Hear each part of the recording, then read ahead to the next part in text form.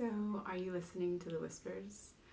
I can't tell you how many times I've had clients come to me and just say that they don't understand their purpose, they don't understand where, they just feel lost. They absolutely feel lost.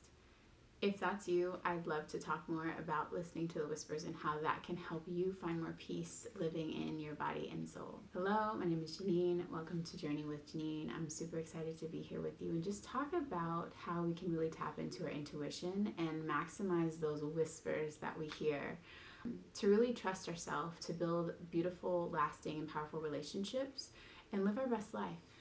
So when I say listen to the whispers, I'm not talking about listening to like the quote-unquote voices in your head and many movies may allude to. I'm talking about that gentle, small, still voice that echoes what we need to do that a lot of times we'll kick ourselves for that we didn't listen to. So for instance, an example that's happened to me recently is that my girls and I were out going to visit the park. Something said, bring your rain jacket, Janine. And I was like, no, the weather is beautiful. I don't need to bring my rain jacket. Just go and enjoy and have fun. And so lo and behold, we're at the park and what happens? It rains. And I didn't have my rain jacket or my umbrella. But that still small voice, that whisper that came through was there because we have this sixth sense of intuition and inner awareness that's able to assess the environment around us that we cannot necessarily see. I want to help you build this arsenal of awareness so that you can live your best life, that you can build a better relationship and more trust with yourself and really be in the fullness of what your soul and mind-body connection holds for you. So the first part of that is really about resetting everything, right? If you are in the middle of chaos and you're trying to find clarity, stillness is going to be your best friend. So similar to that situation, you want to do that in your life. So when things are busy and you feel like you don't have time, it's in those times that you need stillness the most. So find a quiet corner, go to your bathroom, go to your closet, sit on your bed and find stillness.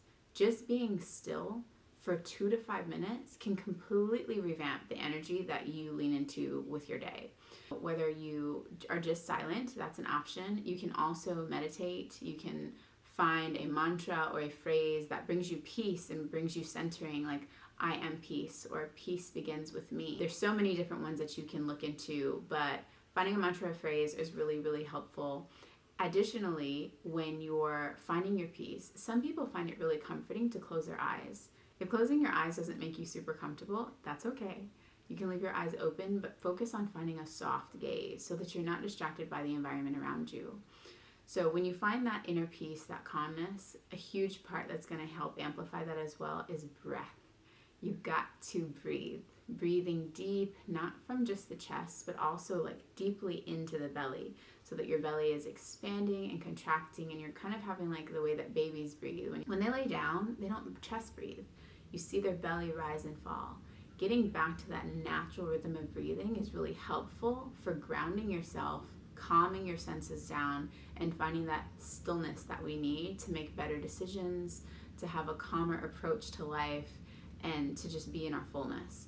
So when you think about relationships, right, what are the top 3 things that people typically think about they want to have? They maybe want to have somebody who's funny, someone that they can trust, and someone who is positive, right?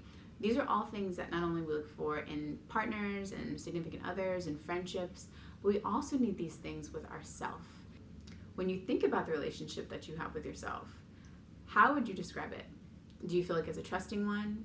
Do you feel like it's one that's a little bit complicated? Do you feel like it needs therapy or it needs some work? Whatever it is, it's in a space where it can always be amplified, it can always get better. But building trust is one of the foundational things that we can do in order to maximize the decisions that we make, the way that we approach fears, the way we exercise our courage, and really leaning into our best life. So building trust. One of the things that we can do to build trust with ourselves is listen. So get still, like we talked about before. Listen to your intuition. And sometimes that may come in the smallest things, whether it's choose this parking spot, or you should call that person right now, or you know what, don't spend that money. Those little whispers that we hear, we've got to learn to trust those. In addition, we've got to make sure that we're programming our subconscious to ensure that the messages that are coming through in our subconscious are positive ones and they're not fear-based. If we're listening to a lot of violence, if we're listening to a lot of negativity in our music and our media, a lot of those whispers may not actually be in sync with our true nature. So ensuring that the ecosystem and surroundings that we're flooding and bathing our body and soul with support who we desire to be in the future, really supporting our future self and allowing us to move easily towards that direction. So we're listening to ourselves, we're getting quiet, we're building trust through creating that space of quietness, listening to the whispers, trusting our intuition, and then action. We've got to act on those whispers. If we just hear all the things and get all the guidance, then yeah, that's great and all, but there's no action, right? We don't want to be in a relationship with a person who speaks beautifully to us but has no action behind it. We gotta have the action behind the intentions, behind the insight and awareness in order to maximize it. Similarly, right now, I know Instagram, YouTube, Facebook, all the things, right? We're flooded with information on the daily. However, think about all the pins that you've pinned on Pinterest, the things that you've saved on Instagram that are in your little saved collections. How many of those things have you acted on? In fact, if you've not been acting on anything, I invite you to pause this video, come back, I will chat with you later, and I want you to just go do one thing that you've saved. One intention that you've created for yourself so that you can move on and do better. Seriously, if you haven't done it, go pause this video and go about your business and go get it. Get your life together. If you're still here with me, that action, as we know, is a super important part of leveling up our life and making the most of our entire well-being, not just our fitness or our nutrition or, our finances, but our entire well-being, because there's so many facets that go along with it in order to really maximize our full wellness. So now that we've talked about a little bit about how we can build trust with ourselves and really cultivate a relationship that we're proud of through action, through listening, through quietness, I also want to talk about the importance of release. We are similar to computer programs, right? It's like we're emotional SD cards that walk around and navigate life and have experiences. All of those experiences that we have in this lifetime, they're stored in our body. Our body is this amazing, smart, useful tool that we get to live in and exist in, but we've got to learn how to use it. If you have tools but you don't know how to use them, they're not very useful, right? We probably don't have a lot of appreciation for them. So we have to build that with our body. So the practice of release can come in so many ways. There's a plethora of modalities that you can use to release emotional trauma, to release negative thoughts, to release anxiety, and so forth, to help yourself be in flow, be in that flow state, and find more positivity throughout your life. One of them would be you can do jumping, dancing, clearing out that lymphatic system by just even shaking your hands, shaking your head, clapping your hands, those types of things. Breath work is another really powerful release that I personally love. It helps just get rid of toxins in the lungs and throughout the body. There's so many different breath work practices that you can look at to help guide you through. That's a new tool for you. Another area that you can use to release is flooding yourself with positivity. So think about the music that you listen to. Think about the people that you hang out with. Think about the environment and the conversations that occur at work, in your family, the movies that you watch. Are you seeing a lot of negative mantras or phrases or lyrics? All of those things stay with you in your body. All of those things stay with you in your soul. In order to amplify your personal vibration and maximize how you feel internally, a part of that is changing the frequency. You've got to change your radio station. So if you're listening to things that don't help you get to that future self that you desire, just change the channel. That's it. It's simple. And yeah, maybe a little bit different or awkward or just unfamiliar, but that's okay. Navigating uncharted territory is how we get out of our comfort zone to our freedom. So the larger part of what I feel is kind of the land all, and what I want to leave you guys with is that intuition can really be life or death. And I know that sounds totally extreme, but it's okay. I'm being a little dramatic right now. The essence of what I'm saying is, though, that etymology of tuition is actually an Anglo-French word from tuition. And what that means, or where it derives from, is protection, to foster protection, care, adoption of like the goodness of something. So when you think about your intuition, it's your inner protection. It's what can literally save you from negative situations. It can save your soul. It can allow you to find more ease in your body. and allow you to live in more flow. The power of our intuition is by far more than what we have been taught and currently, I believe, understand.